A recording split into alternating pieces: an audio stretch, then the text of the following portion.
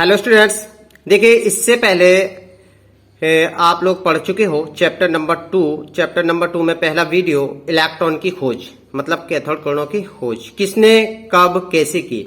तो आज का हमारा टॉपिक है स्टूडेंट्स, देखिए प्रोटॉन की खोज मतलब डिस्कवरी ऑफ प्रोटॉन के प्रोटॉन की खोज। ठीक है, किसने कैसे कब की, क्या प्रोसीजर इसमें गुजरा, ठीक है, इसके विषय में हम विस्तार से पढ़ेंगे और इसको समझेंगे भी।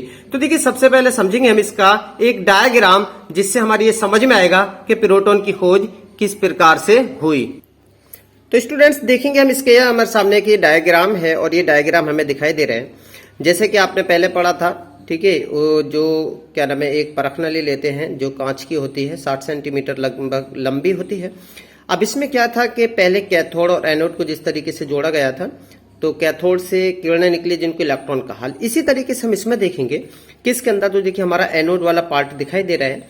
कुछ रेज हैं जो बीच पार्ट में आकर के जो एनोड की ओर चलती हैं। जो एनोड की ओर चल रही है वो तो इलेक्ट्रॉन होते हैं। अब बाकी जो किरणें बच जाती हैं, जब इलेक्ट्रॉन नेगेटिव चार्ज वाले तो पॉजिटिव की तरफ आ गए, और जो पॉजिटिव चार्ज वाली जो रेज बचती हैं वो कैथोड की तरफ बढ़ जाती हैं। मतलब जो कैथोड एक छिद्रित युक्त कैथोड का जिसमें प्रयोग किया जा रहा है, इसमें से निकल के सामने वाली दीवार पर ये टकराती हैं। जब यहाँ पर टकराती हैं तो ये क्या एक चमक उत्पन्न करती हैं। जब चमक उत्पन्न होती है तो इससे पता लगता है कि एनोड वाला जो पार्ट है, जो धनायन पार्ट है, उससे किरणें निकल करके ऋणायन वाले पार्ट की ओर जा रही है, मतलब कैथोड की ओर जा रही हैं। तो उसके बाद में रिजल्ट आया था कि एनोड किरणें भी हैं, मतलब जो धनायन किरणें भी हैं, जिनको प्रोटॉन कहा गया। अब ये कई नाम से जानी जाती हैं। इसके विषय में हम देखिए पूरा चर्चा करेंगे अपनी थ्योरी में। तो ये इसके पार्ट्स हैं, जो कैथोड रेज आपको दिखाई दे रही है, एनोड रेज हैं ये, ठीक है। और ये परफोरेटेड कैथोड मतलब परफोरेट छिद्रित युक्त, जो छिद्रों में से किरणें निकल करके जो इसकी स्क्रीन पर चमक उत्पन्न करती हैं। तो स्टूडेंट्स ठीक है, ये डायग्राम आपको बनाना है और इसका अब थ्योरी को हम समझेंगे। तो स्टूडेंट्स ये थ्योरी है इसकी। गोल्डस्टीन एक वैज्ञानिक हुए जिन्होंने 1886 ईस्वी में, गोल्डस्टीन ने 1886 ईस्वी में विसर्जन नलिका के बीच में छिद्रित कैथोड का प्रयोग कर कम दाब पर गैसों में विद्युत प्रवाहित करने पर एक प्रकार की किरणें उत्पन्न होती हैं जो एनोड से कैथोड की ओर चलती हैं। एक कैथोड के छिद्रों में से निकलकर, मतलब समझेंगे कि कैथोड की ओर चलती हैं और कैथोड के छिद्रों में से निकलकर विसर्जन नलिका की दीवार पर चमक उत्पन्न करती हैं। जैसा कि भी हमने डायग्राम में समझा था कि जो छिद्रित कैथोड था उसमें से निकल के जो सामने वाली दीवार है उस पर क्या करती हैं, ये चमक उत्पन्न करती हैं। इन किरणों को एनोड किरणें, ये ध्यान रखना है कितने नामों से हम इनको जानते हैं, क्योंकि एनोड से निकली हैं तो इन किरणों को एनोड किरणें, या सेकंड नाम कैनाल किरणें, या फिर एक नेक्स्ट नाम और धन किरणें। अब धन किरणें इसको इसलिए कहा गया क्योंकि ये ऋणावेशित प्लेट पर जाकर के टकराती हैं और धनायन वाले पार्ट, एनोड जो होता है वो धनायन वाला पार्ट होता है, तो उससे निकल करके जाती है, इसलिए उसको धन किरणें या गोल्डस्टीन किरणें भी कहते हैं। क्योंकि ये एक्सपेरिमेंट जो किया था वो गोल्डस्टीन ने किया था, लेकिन सही से वो प्रोटॉन को ठीक से खोज नहीं कर पाए थे। लेकिन इसका श्रेय जो जाता है प्रोटॉन की खोज का, वो जाता है रदरफोर्ड को। रदरफोर्ड ने 1919 में इन्हें प्रोटॉन कहा। इसे P या 1H1 से प्रदर्शित करते हैं। ठीक है, तो प्रोटॉन की खोज का जो श्रेय है, जो कहा जाता है कि प्रोटॉन की खोज किसने की, तो वो रदरफोर्ड ने की थी। और इसको 1H1 या P से प्रदर्शित करते हैं और इस पर धनावेश भी उपस्थित होता है। वो सारी चर्चा हम इसमें करेंगे। ठीक है, अब चलते हैं हम नेक्स्ट। तो स्टूडेंट्स देखिए एक परिभाषा निकल करके आती है कि प्रोटॉन अगर पूछे तो प्रोटॉन सही मायने में है क्या, तो वो इसी से एक परिभाषा निकल करके आती है, उसे समझेंगे। प्रोटॉन परमाणु का वह मौलिक कण है जिस पर इकाई धनावेश होता है और इसका द्रव्यमान हाइड्रोजन परमाणु के द्रव्यमान के बराबर होता है। इसलिए आपको पता होगा कि प्रोटॉन जो माना गया वो हाइड्रोजन को ही प्रोटॉन का रूप माना गया है, क्योंकि जो प्रोटॉन का द्रव्यमान है वो हाइड्रोजन के द्रव्यमान के ही लगभग बराबर होता है। इसलिए इसको आपको पता होगा प्रोटॉन को H से प्रदर्शित करते हैं, 1H1। समझ में आ रहा होगा। तो अब स्टूडेंट्स देखिए ये पूरा का पूरा प्रोसीजर रहा प्रोटॉन की खोज का, जिसको हमने इसके डायग्राम के माध्यम से और इसकी थ्योरी को समझा। अब समझेंगे हम इसके गुण क्या क्या होते हैं, क्या क्या विशेषताएं होती हैं, कैरेक्टर्स क्या होते हैं, प्रॉपर्टीज क्या होती है, सबका मतलब एक ही होता है। तो अब चलते हैं हम नेक्स्ट। तो देखिए नेक्स्ट है हमारा धन किरणों के गुण या प्रॉपर्टीज ऑफ पॉजिटिव रेज। तो स्टूडेंट्स आप कंफ्यूज मत होना, मैंने यहाँ पर धन किरणें डाल दिया है। आपको पता है प्रोटॉन को किस नामों से जाना जाता है कि धन किरणें, केनार किरणें, गोल्डस्टीन किरणें या धन किरणें, इन सब नामों से जाना जाता है। तो मैंने एक नाम यहाँ पर दे दिया है। तो अब इसको समझेंगे क्या होता है। धन किरणें अपने मार्ग में रखी ठोस वस्तु की छाया उत्पन्न करती हैं। इससे सिद्ध होता है कि ये किरणें सीधी रेखाओं में चलती हैं। ठीक उसी प्रकार से जिस तरीके से आपने इलेक्ट्रॉन जो के बारे में पढ़ा था, मतलब जो कैथोड किरणें थी, जो पहला पॉइंट उसका बिल्कुल सेम है, ठीक है। और इसका वही डायग्राम आना जो आपने पिछले वाले पार्ट में बनाया था, क्योंकि जो ठोस वस्तु जब इनके सामने रखती है तो सामने एक छाया उत्पन्न करते हैं। जब ये छाया उत्पन्न करती है तो स्वाभाविक सी बात है, हम समझेंगे कि जो किरणें है वो सीधी रेखा में चल रही हैं। तो नंबर 1 इसका ये पॉइंट क्लियर हो जाता है। अब बात करते हैं हम इसके सेकंड पॉइंट की। धन किरणें अपने मार्ग में रखे छोटे व हल्के पहिए को घुमा देती है। इससे सिद्ध होता है कि ये सूक्ष्म द्रव्य कणों से मिलकर बनी होती है। ठीक उसी प्रकार से जिस तरीके से आपने ट्यूब में से गुजारा था, तो जब जैसे इसको गुजारा तो हल्का बहुत पहिया रखा था। पहिया रखा तो क्या हुआ, वो पहिया जो था उसके जब जैसे किरणें रेस को हमने गुजारना शुरू किया तो वो क्या था, घूमने लगा। जब घूमने लगा तो इसका मतलब ये कि भाई ये सूक्ष्म द्रव कणों से मिलकर बनी है और इनके अंदर गतिज ऊर्जा है कहीं ना कहीं, जो एक पहिए पर अपना प्रभाव डाल रही है। तो ये रहा इसका सेकेंड पॉइंट। अब चलते हैं हम थर्ड पॉइंट की तरफ। अभी आपको होता है तीसरा पॉइंट। धन किरणें विद्युतीय क्षेत्र में ऋण आवेशित प्लेट की ओर मुड़ जाती हैं। इससे सिद्ध होता है कि ये धन आवेशित कणों से मिलकर बनी होती है।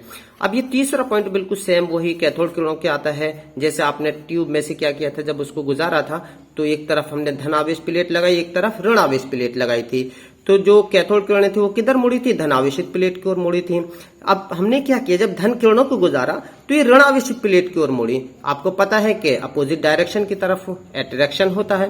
जब ये ऋण आवेशित प्लेट की ओर मुड़ी तो इससे बात सिद्ध हुई कि इन पर कहीं न कहीं क्या है, धनावेश उपस्थित होता है। तो ये रहे इसके प्रॉपर्टीज और गुण के बारे में। अब नेक्स्ट हमारी हेडिंग है प्रोटॉन का आवेश एवं द्रव्यमान, charge and mass of proton. मतलब प्रोटॉन का जो आवेश कितना होता है और द्रव्यमान कितना होता है, इसको कैसे पता लगेगा। तो देखिए स्टूडेंट्स, जिस तरीके से आपने इलेक्ट्रॉन के बारे में पढ़ा था कि उसकी खोज E और अपॉन m का जो अनुपात था वो ज्ञात किया था जे टॉमसन ने, ठीक इसी प्रकार से इसका भी जे टॉमसन ने ही किया था। तो अब इसका किस तरीके से किया था, देखिए इसको समझेंगे। प्रोटॉन का आवेश बटे प्रोटॉन का द्रव्यमान, तो इसको आवेश को हम डिनोट करते हैं E से और द्रव्यमान को m से करते हैं। तो ये देखिए 9.58 इंटू 10⁴ कूलाम प्रति ग्राम है। अब ये कहोगे स्टूडेंट सर ये कैसे आया। देखिए ये जो आया ये वैल्यू स्थिर होती है और फिक्स होती है। जिस तरीके से इलेक्ट्रॉन का हमने निकाला था तो उसकी जो वैल्यू थी वो आपको पता है, वो भी क्या, जब इलेक्ट्रॉन की वैल्यू आपने निकाली थी वो जो थी वो थी 1.759 इंटू 10⁸ कूलाम प्रति ग्राम थी। लेकिन ये प्रोटॉन की जो वैल्यू आती है अपॉन m आती है 9.58 इंटू 10⁴ कूलाम प्रति ग्राम। तो ये स्थिर होती है, फिक्स होती है। अब आगे हम इसको देखो समझेंगे। वी नो दैट, देखिए वी नो दैट मतलब हमें पता है, हम जानते हैं कि इलेक्ट्रॉन का आवेश जो होता है वो किसके, प्रोटॉन के आवेश के ही बराबर माना जाता है। तो इलेक्ट्रॉन का आवेश हमें पता है कि 1.603 इंटू 10⁻⁻19 कूलाम होता है। तो प्रोटॉन का भी कितना होगा, वो देखिए इतना ही होगा। जब इतना होगा तो अब इसके बाद में हमें क्या करना है, अब प्रोटॉन का द्रव्यमान निकाल लेना है। तो देखिए प्रोटॉन का द्रव्यमान क्या होता है, m होता है, बराबर फॉर्मूला हमें पता है E/m, ठीक है। अब E आपकी देखिए वैल्यु कितनी थी, E की वैल्यू देखिए है, आवेश होता है E का मतलब, तो 1.603 इंटू 10⁻⁻19 कूलाम वैल्यू इसकी पुट कर दी। E/m की वैल्यू देखिए अभी हमने ये वाली जो है ये है हमारे पास में जो फिक्स होती है 9.58 इंटू 10⁴। तो हमने देखिए E/m की जगह इसको रख दिया। अब जब इसको हम क्या करेंगे, इससे डिवाइड करेंगे, भाग देंगे, जब कैलकुलेशन निकालेंगे तो देखिए इसका आंसर आएगा 1.6726 इंटू 10⁻⁻24 ग्राम। एक्यूरेट इस बेस में जाता है। तो ये प्रोटॉन का द्रव्यमान भी आपको पता लग गया और दूसरी बात इसका आवेश भी पता लग गया, आवेश कितना होता है, और ये आपको द्रव्यमान के बारे में भी पता लग गया। तो स्टूडेंट देखिए 1.67 तक भी आपने लिखा हुआ देखा होगा, तो हम इतना भी लिख सकते हैं। तो स्टूडेंट्स देखिए आपकी समझ में आ गया होगा, ठीक है। अब चलते हैं नेक्स्ट टॉपिक की ओर। स्टूडेंट्स देखिए नेक्स्ट टॉपिक है हमारा न्यूट्रॉन की खोज, मतलब डिस्कवरी ऑफ न्यूट्रॉन। तो स्टूडेंट्स देखिए सबसे पहले हमने इलेक्ट्रॉन प्रोटॉन के बारे में पढ़ चुके हैं। आपको पता होगा परमाणु के कितने मूल कण होते हैं, वो 3 मूल कण होते हैं। कौन कौन से होते हैं? इलेक्ट्रॉन, प्रोटॉन और न्यूट्रॉन। तो सबसे पहले हमने इलेक्ट्रॉन और प्रोटॉन के बारे में पढ़ा है, अब पढ़ेंगे हम न्यूट्रॉन के बारे में। चैडविक ने सन 1932 ईस्वी में बेरिलियम पर एल्फा कणों की बमबारी की और उत्सर्जित किरणों से नए कणों की खोज की। ये कण उदासीन थे और इसका द्रव्यमान प्रोटॉन के द्रव्यमान के लगभग बराबर था। उदासीन प्रकृति के कारण इसे न्यूट्रॉन कहा गया। तो स्टूडेंट जैसे कि इलेक्ट्रॉन पर ऋणावेश था, प्रोटॉन पर धनावेश था, लेकिन न्यूट्रॉन पर कोई भी आवेश नहीं था। जब आवेश नहीं था तो क्या होगा? ये उदासीन था। तो स्टूडेंट्स अब है न्यूट्रॉन। न्यूट्रॉन के गुण मतलब प्रॉपर्टीज ऑफ न्यूट्रॉन। न्यूट्रॉन के अंदर जो विशेषताएं हैं वो क्या क्या होती हैं, कैसे होती हैं, इसके विषय में देखिए समझेंगे। तो पहला पॉइंट हमारा, न्यूट्रॉन किसी परमाणु का वह मौलिक कण है जिस पर कोई विद्युत आवेश नहीं होता है, अर्थात कैसा होता है फिर ये? उदासीन होता है। सेकेंड पॉइंट, न्यूट्रॉन को n से तथा नाभिक अभिक्रियाओं में 0n1 से प्रदर्शित करते हैं। तीसरा पॉइंट हमारा, न्यूट्रॉन नाभिक के परमाणु में उपस्थित होते हैं। चौथा पॉइंट है, न्यूट्रॉन की त्रिज्या लगभग 10⁻³ सेंटीमीटर की होती है। तो ये इसके स्टूडेंट्स देखिए गुण और जो कैरेक्टर्स है वो रहे। तो ये 4 पॉइंट इसके आ गए। स्टूडेंट्स आपको पता होगा प्रोटॉन और न्यूट्रॉन परमाणु के नाभिक में पाए जाते हैं, इलेक्ट्रॉन परमाणु की कक्षाओं में पाए जाते हैं। ये वाला वीडियो पूरी तरीके से समझने के लिए, परमाणु के विषय में आप समझने के लिए मेरा वीडियो पड़ा हुआ है, उसका लिंक मैं प्रोवाइड करा दूंगा डिस्क्रिप्शन बॉक्स में, तो वहां से जाके अच्छे से भी समझ सकते हैं। तो स्टूडेंट्स ये वीडियो कैसा लगा, और अच्छा लगा हो तो प्लीज शेयर करें, लाइक भी करें और चैनल को सब्सक्राइब भी कर दें।